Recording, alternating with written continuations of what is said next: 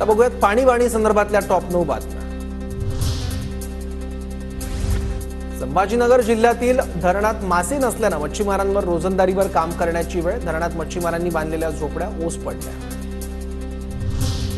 जलवाहिन्यांच्या दुरुस्तीसाठी नाशिकमध्ये पाणीवाणी। शहरात आज पाणी पुरवठा बंद, तर उद्या शहरात कमी दाबाने पाणी पुरवठा होणार। धुळे जिल्ह्यातील मध्यम आणि लघु प्रकल्पांमधील पाणी साठ्यात घट। प्रकल्पात सध्या 16% पाणी साठा शिल्लक। पाणी जपून वापरण्याचं प्रशासनाकडून आवाहन। जळगाव जिल्ह्यात तापमानाचा पारा 45 अंशांवर। उष्माघाताचा धोका लक्षात घेऊन 25 मे पासून ते 3 जून पर्यंत जमावबंदी। जिल्हाधिकाऱ्यांचे आदेश। परभणीतील पाणी आणि चारा टंचाईमुळे जिल्हा प्रशासनाकडून हेल्पलाईन जारी। 1077 टोल फ्री क्रमांकावर थेट संपर्क साधण्याचं जिल्हाधिकाऱ्यांचं आवाहन। नांदेडमध्ये विहिरीतील दूषित पाण्यावर तहान भागवण्याची वेळ। हातगाव तालुक्यातील कोंढूर गावात खासगी विहिरीतून चक्क दूषित पाणी गावकऱ्यांना प्यावं लागतंय।